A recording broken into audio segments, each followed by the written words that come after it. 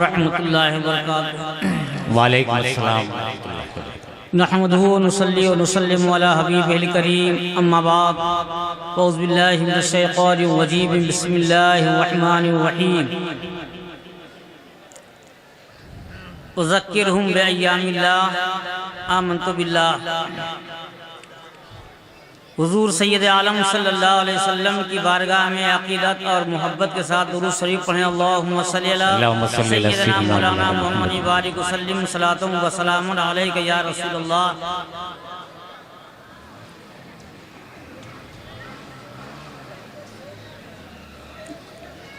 पुरसुकून बैठें, कोई बहुत लंबी तकरीर नहीं करूँगा।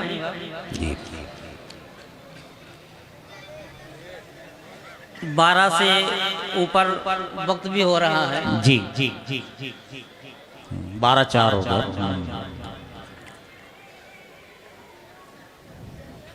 सारे दिन और सारी रातें अल्लाह ताला की बनाई हुई हैं, मगर सब यकसा नहीं हैं।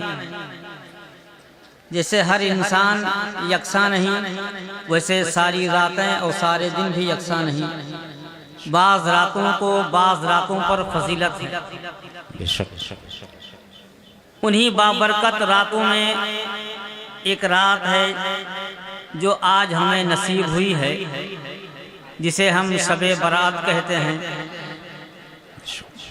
ये नहीं मालूम फिर किसे ये रात मिलेगी और किसे नहीं मिलेगी। ये रात बहुत बाबरकत है। हमारे आका हुजूर सैयद आलम सल्लल्लाहु अलैहि वसल्लम इरशाद फरमाते हैं कि आज की रात यानी शबे बारात में गैब से आवाज़ आती है, यानी अल्लाह ताला की तरफ से आवाज़ आती है कि है कोई मांगने वाला, है कोई वो मांगने वाला, है कोई अपने गुनाहों से तौबा करने वाला कि मैं उसे बख्श दूं, है कोई अपनी हाजत तलब करने वाला कि मैं उसकी हाजत को पूरी कर दूं। आज की रात ये तौबा करने की रात है।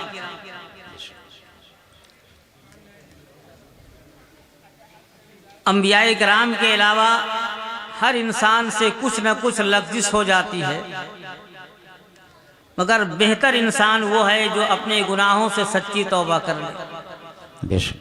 हदीस शरीफ में कुल्लु बनी आदम खत्ताऊन व खैरुल खत्ताईन अत-तव्वाबून, कि हर इंसान खतावार है और बेहतर इंसान वो है जो अपने गुनाहों पर नादिम होकर के अल्लाह की बारगाह में तौबा कर ले। तौबा की तौफीक मिलना भी अल्लाह के करम से है। बहुत से लोग होते हैं चोरी और सीना जोरी के मिस्ताक होते हैं, जुर्म भी करते हैं और अपनी गलती का एहसास भी नहीं होता। जिसे एहसास हो जाए समझ लीजिए कि वो इंसान कामयाब है।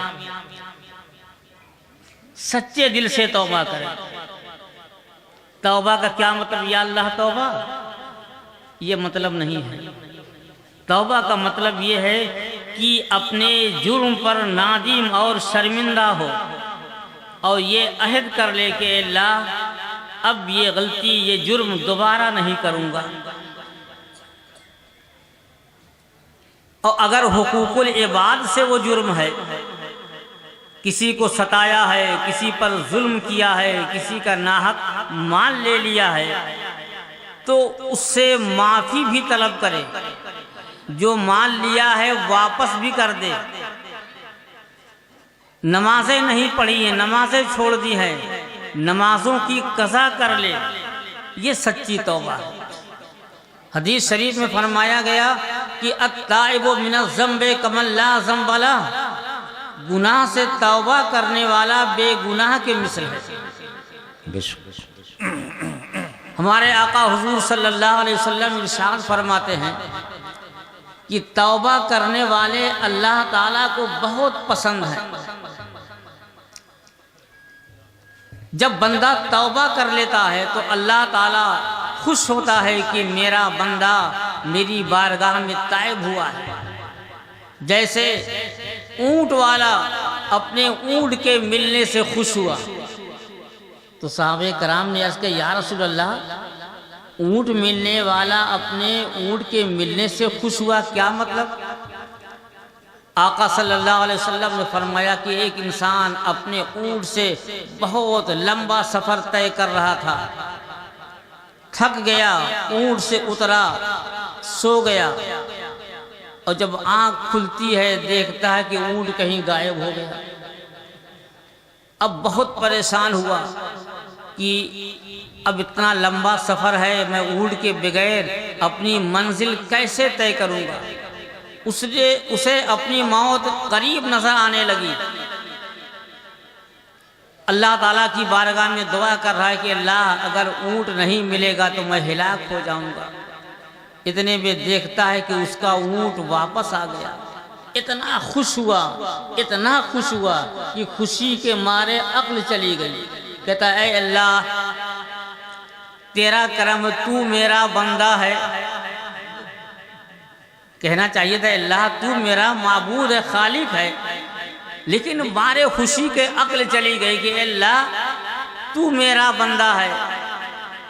आका फरमाते हैं जैसे ऊंट वाले को इतनी खुशी हुई कि खुशी में उसकी अक्ल चली गई, जुमला उलट गया। ऐसे ही जब कोई गुनहगार बंदा अल्लाह की बारगाह में वापस आ जाता है, तौबा कर लेता है, अल्लाह ताला उस बंदे से खुश होता है।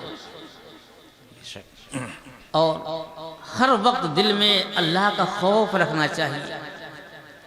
अगर दिल में अल्लाह का खौफ पैदा हो जाए तो इंसान जुर्म नहीं करेगा। वे दरोगा के सामने आप चोरी करेंगे? दरोगा सामने है तो डरेंगे कि चोरी करेंगे तो हम गिरफ्तार कर लिए जाएंगे।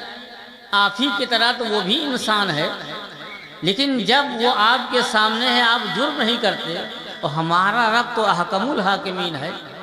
रात की तन्हाई में हम हो तब भी हमारा रब हमें देख रहा है। बंदा अगर अल्लाह का खौफ करे तो कोई गुनाह नहीं कर सकता। और दिल में जब अल्लाह का खौफ हो जाए तो बड़े से बड़े गुनाह भी अल्लाह ताला माफ फरमा देता है।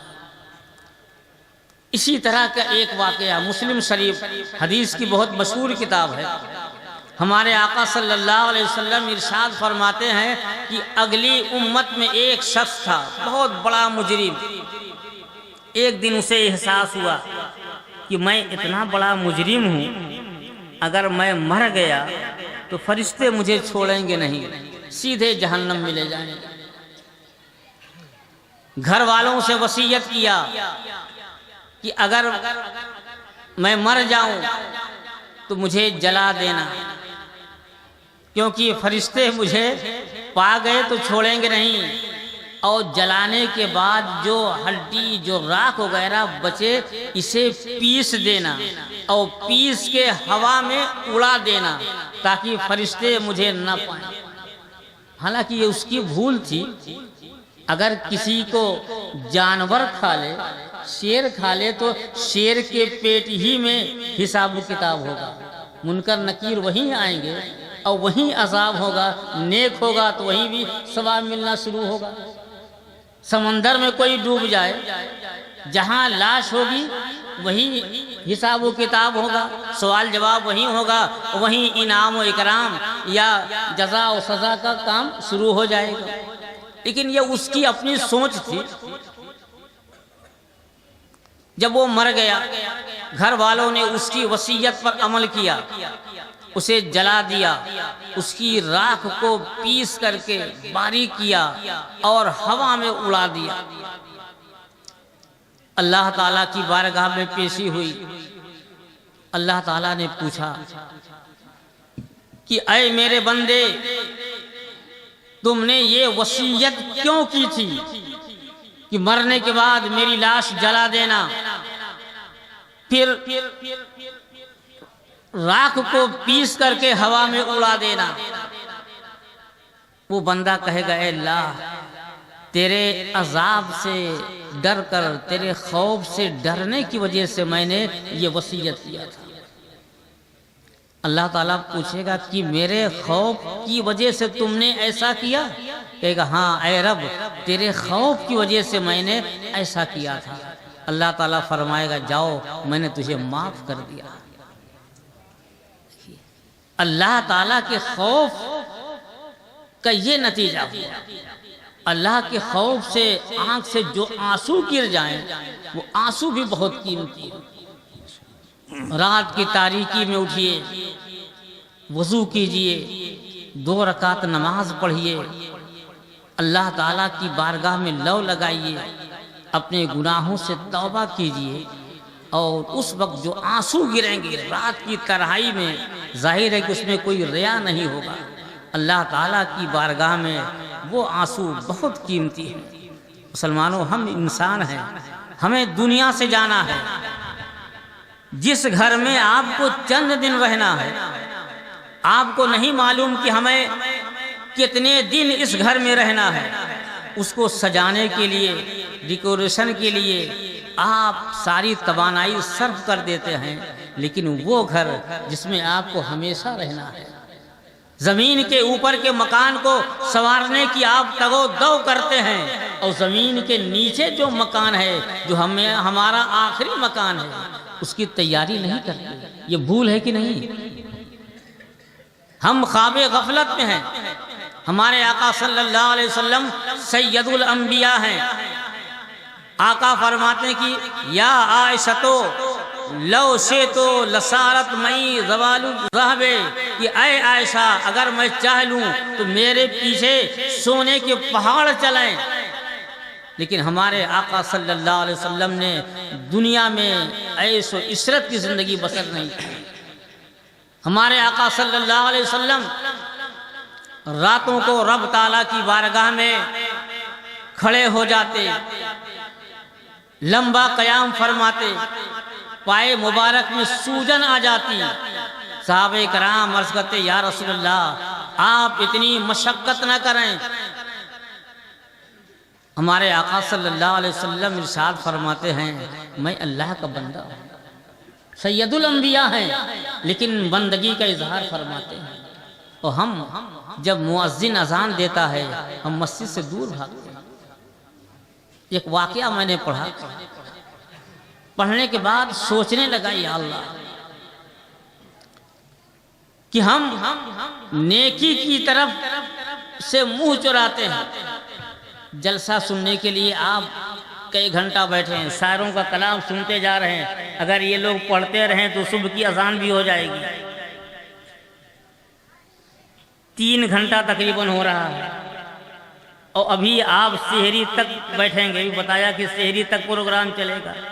कितने घंटे हो गए? कम से कम 5 घंटा जलसा चलेगा। सही है ना? लेकिन ये बताइए कि एक दिन में नमाज पढ़ने में कितना टाइम लगता है? 5 घंटा लगता है। अरे फज्र में बहुत लगेगा तो 10 मिनट, और जोहर में 15 मिनट रख लीजिए, और असर में तो 5 ही मिनट लगता, 5-6 मिनट, और मगरिब में भी 10-15 मिनट, और इशा में भी 20 मिनट से ज़्यादा नहीं लगता। 1 घंटा से कुछ ज़्यादा टाइम, 1 घंटा 1.25 घंटा लगता है। लेकिन 1.25 घंटा रब ताला की बारगाह में वक्त देते हुए आप घबराते, अच्छा आज गुस्ल नहीं किए हैं, जुमा के दिन से नमाज शुरू करेंगे। कब आप गुस्ल करेंगे? जब आपको कोई गुस्ल दिलाएगा, जब मर जाएंगे, दूसरे लोग नहलाने आएंगे, तब आपका गुस्ल होगा। मुसलमान को हर वक्त पाक व साफ रहना चाहिए। ये उज़्र काबिले माफ़ी नहीं है कि हम पाक नहीं हैं। आप मुसलमान हैं। रसूलुल्लाह सल्लल्लाहु अलैहि वसल्लम ने पाकी का सबक आपको दिया है। अत्तहारत शतरुल ईमान, तहारत पाकी निस्फ़े ईमान है, ईमान का हिस्सा है। तो आप नापाकी का उज़्र क्यों बनाते हैं? हज़रत अब्दुल्लाह बिन मुबारक बहुत पाए के वली, मुहद्दिस, फ़क़ीह हैं। इनका विसाल हो गया। विसाल के बाद किसी ने ख्वाब देखा। पूछा हुजूर, बताएं आपका ठिकाना कहाँ है। हज़रत अब्दुल्ला बिन मुबारक रज़ी अल्लाह ताला अन्हु ने फरमाया कि मेरा ठिकाना मत पूछो, और फला लोहार का ठिकाना तो मुझसे भी ऊपर है। लोग हैरान कि लोहार का ठिकाना आप कहाँ, नाम भी बताया और पता भी बताया। ख्वाब देखने वाला उस पते पर पूछते हुए गया कि देखें कि लोहार का अमल कौन सा था। तब लोहार के घर गया, उसकी बीवी से पूछा तुम्हारे शौहर कहाँ हैं। क्या मेरे शौहर का तो इंतकाल हो गया। तो अपने शौहर के बारे में कुछ बताओ, वो क्या करते थे, कौन सा अमल करते थे। कहा मेरे शौहर तो कोई ख़ास अमल नहीं करते थे, 5 वक्त की नमाज पढ़ते थे और ये लोहारी का काम था, भट्टी जलाते थे, लोहा पीटते थे। लेकिन हाँ, अगर वो हथौड़ा ऊपर उठाते, अजान की जैसे आवाज़ शुरू होती फिर वो हथौड़ा फेंक देते, लोहा पर नहीं मारते थे कि अल्लाह का नाम मस्जिद से पुकारा जा रहा है। ये हथौड़ा उठा करके हम थोड़ा सा और काम कर लें, थोड़ा सा और कर लें, अभी जमात में 5 मिनट बाकी, अभी 7 मिनट बाकी, हम इंतज़ार करते हैं। वो लोहा जो हथौड़ा ऊपर उठाया, लेकिन अल्लाह का जिक्र सुनते ही, अल्लाह अकबर की आवाज़ आते ही अपने लोहे पर पीटता नहीं था, फौरन फेंक करके मस्जिद के लिए रवाना हो जाता था। उसका ये ठिकाना हुआ कि हज़रत अब्दुल्ला बिन मुबारक रहमतुल्लाह अलैह उसके ठिकाने को अपने जो है खुशी से बयान फरमाते हैं कि मुझसे भी आगे। मुसलमानों, दुनिया चंद दिन की है, हमेशा के लिए नहीं है। अपनी आखिरत की फिक्र कीजिए। आज आप माल हासिल करते हैं, माल हासिल करना कोई बुरा नहीं है, लेकिन माल कितना हासिल कीजिए। हमारे आका सल्लल्लाहु अलैहि वसल्लम ने इरशाद फरमाया कि जिंदगी के लिए माल ऐसे ही है जैसे कश्ती के लिए पानी, पानी के बगैर कश्ती नहीं चल सकती। कश्ती पानी ही पे तो चलती है, अगर पानी ना हो कश्ती चलेगी, और अगर पानी कश्ती में आ गया तो कश्ती डूब जाएगी। पानी के बगैर कश्ती नहीं चल सकती, लेकिन पानी कश्ती के नीचे होना चाहिए, कश्ती के अंदर आया तो कश्ती डूब जाएगी। यही हाल दुनिया की है कि माल के बगैर जिंदगी की कश्ती नहीं चल सकती, लेकिन माल उतना ही हो कि माल की मोहब्बत दिल में इतनी ना रच बस जाए कि हम दुनिया ही को सब कुछ समझ लें। अगर दुनिया को सब कुछ समझ लिया तो भी हमारे लिए हिलाकत है। ये जो मुबारक अय्याम आते हैं, ये आखिरत की याद दिलाने के लिए मुसलमानों आखिरत की तरफ माइल हो।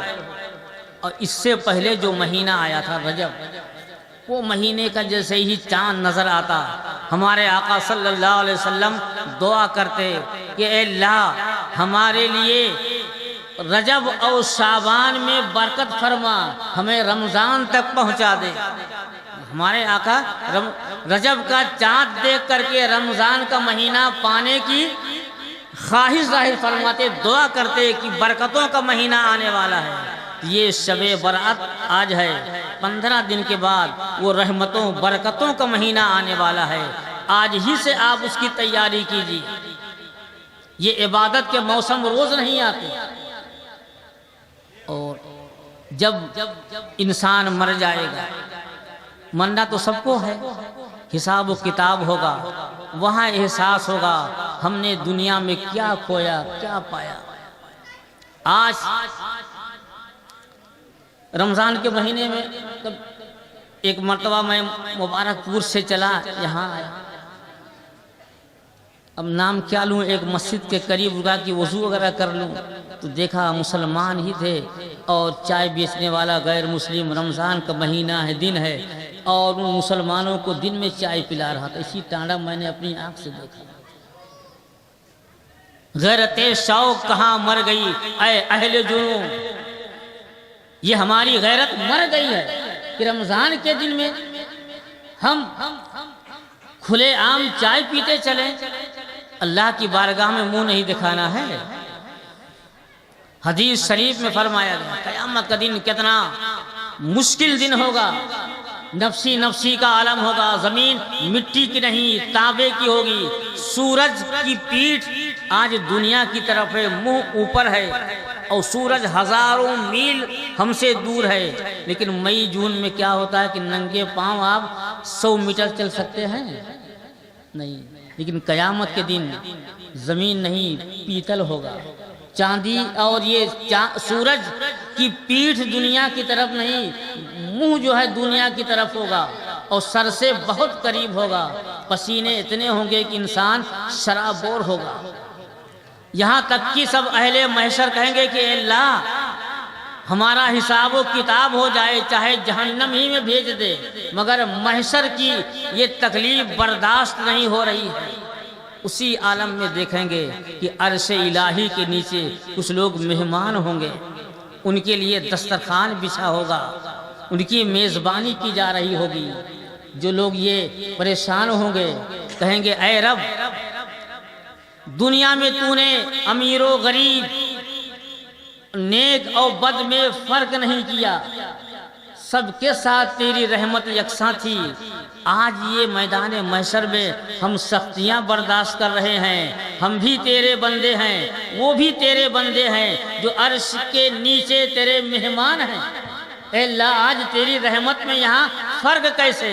जवाब मिलेगा हाँ तुम भी मेरे बंदे हो और ये भी मेरे बंदे हैं। लेकिन जब माह मुबारक रमज़ान मुबारक आता था तो तुम दिन में खाते पीते थे, तुमने रमज़ान का एहतराम नहीं किया, और मेरे इन बंदों ने रमज़ान का एहतराम किया है, दुनिया में भूख और प्यास बर्दाश्त की है। तो आज मैं इन्हें भूखा प्यासा रखूं, ये मेरी रहमत को गवारा नहीं।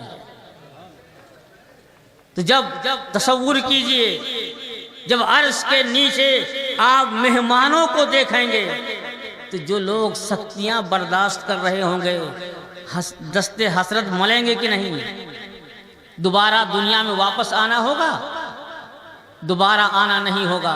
मुसलमानों, ये नेक अय्याम, जो अच्छे अय्याम आते हैं, मुबारक अय्याम, ये हमें आखिरत की याद दिलाने के लिए आते हैं कि अब से सुधर जाओ, अल्लाह की इबादत करो, जो ज़िंदगी गुजर गई उस पर निदामत का इजहार करो, और अपने ईमान को सही रखो, अपने आमाल को सही रखो, ताकि कल क़यामत के दिन तुम्हें रुसवाई का सामना न करना पड़े। आज हमारे माशरे में कुरान की तिलावत नहीं होती है। वो क्या करेंगे? किसी का इंतकाल हो गया, मस्जिद में पारा रख देंगे। एक मस्जिद के मुतवल्ली ने हमसे कहा आप ऐलान कर दीजिए, अब की जुबान यहाँ पढ़िएगा, कि अब इंतकाल के बाद मस्जिद में पारा न लाएं, रखने की जगह नहीं है। इंतकाल होता है तो कहते हैं आप पारा पढ़े हो तो दे दो। अरे आप वारिस हैं, आप बेटे हैं, उनकी जायदाद आप ले रहे हैं, आप पढ़ के बख्श दीजिए। दूसरों के का पढ़ा हुआ आप मांग करके बख्शते, अच्छी बात है, लेकिन कोशिश कीजिए कि आप खुद पढ़ करके उनको इसाले सवाब कीजिए। हमारे आका सल्लल्लाहु अलैहि वसल्लम इरशाद फरमाते हैं, क़यामत के दिन ये कुरान रब की बारगाह में हाजिर होगा। कुरान अर्ज करेगा कि ऐ परवरदिगार,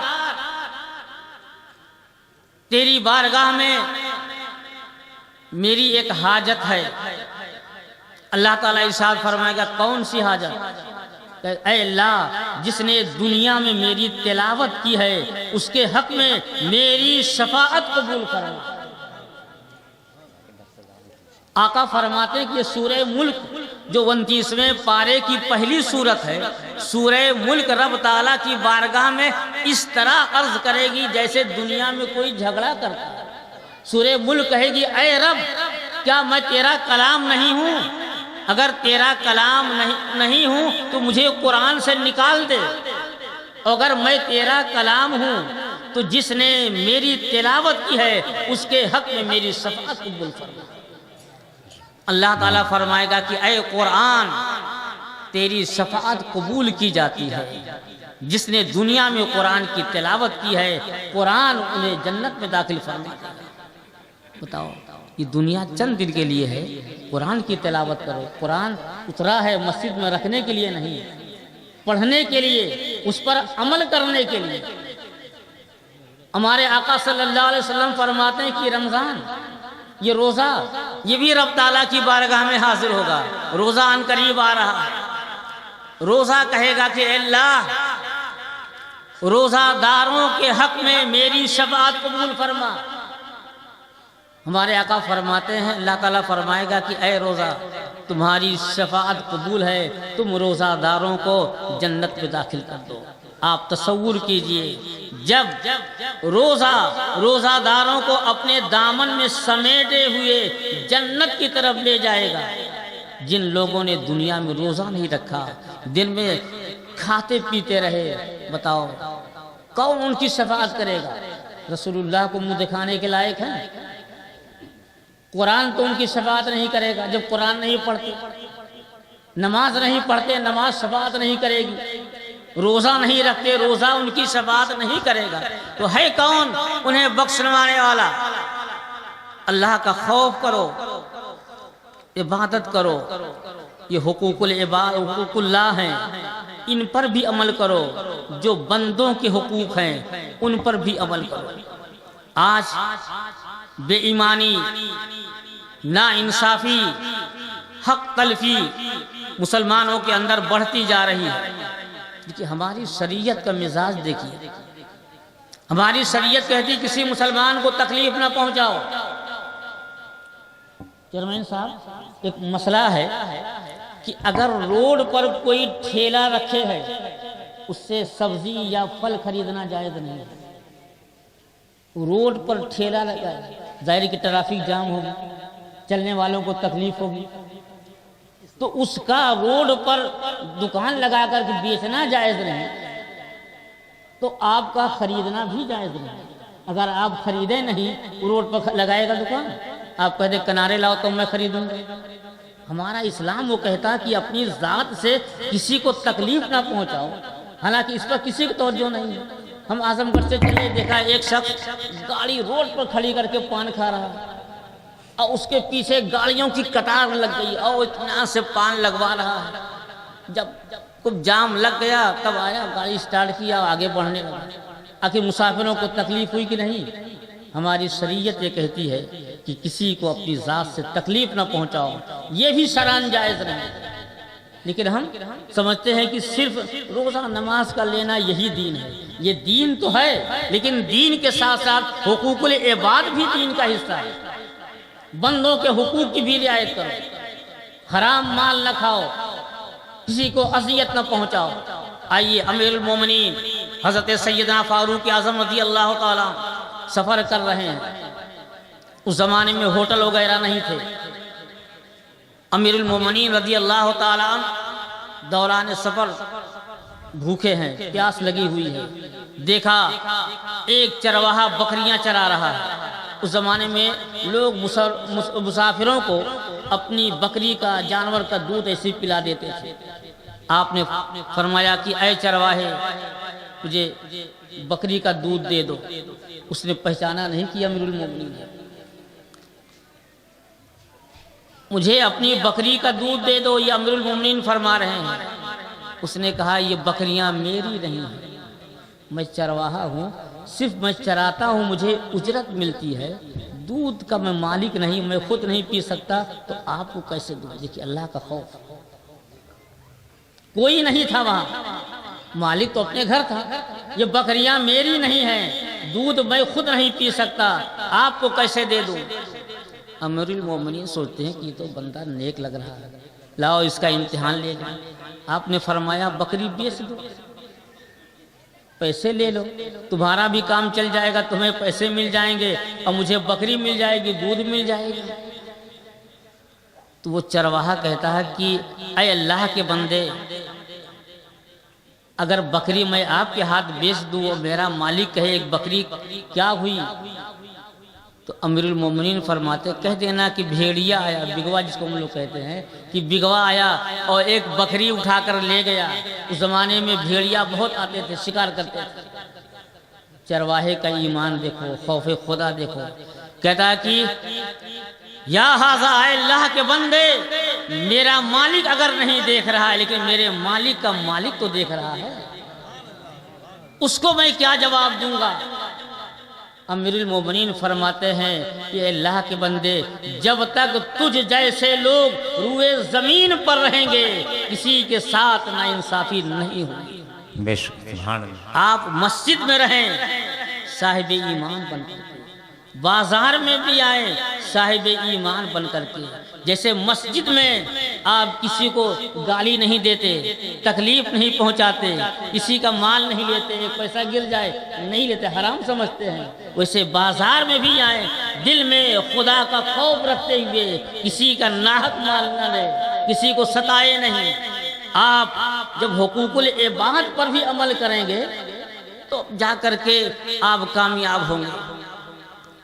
लेकिन हम क्या हैं, हुकूकुल्लाह पर कुछ अमल कर लिया तो कर लिया और सोचते हैं भी हमारा क्या बिगाड़ लोगे, जो करना हो आके कर लेना।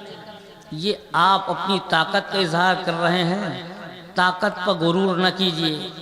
अच्छे अच्छे लोग जमीन पर चलते हैं और मिनटों के बाद जमीन के अंदर आ जाते हैं। अल्लाह ने ताकत दी है तो ये ताकत उसकी इबादत में खर्च कीजिए। अल्लाह ने माल दिया है तो ये माल राह खुदा में खर्च कीजिए, ये माल हलाल काम में खर्च कीजिए, तो यही माल आपके लिए सवाब का जरिया भी बनेगा। मेरे अजीजों, अपनी जिंदगी को गनीमत समझें, अल्लाह की इताअत करें, अल्लाह की नाफरमानी ना करें, वरना जब अल्लाह की नाफरमानी करेंगे कयामत में अल्लाह के अजाब से बचाने वाला कोई नहीं होगा। आज की ये मुक़द्दस रात है, इसमें नमाज़े तस्बीह, जिसको सलातुत तस्बीह हम लोग कहते हैं, पढ़ी जाती है। हमारे आका हुजूर सैयद आलम सल्लल्लाहु अलैहि वसल्लम ने अपने चचा हजरत अब्बास से फरमाया, ऐ चचा, क्या मैं आपको तोहफा न दे दूं, क्या मैं आपकी बख्शिश का सामान न बता दूं। उन्होंने अर्ज किया कि हाँ या रसूल अल्लाह। आपने उन्हें सलातुत तस्बीह का तरीका बताया, कहा हो सके तो रोज़ाना पढ़ लीजिए, नहीं तो हफ्ते में एक मर्तबा पढ़ लीजिए, नहीं तो महीने में एक मर्तबा, नहीं तो साल में एक मर्तबा, और ना हो सके तो जिंदगी में कम अज कम एक मर्तबा जरूर पढ़ लीजिए।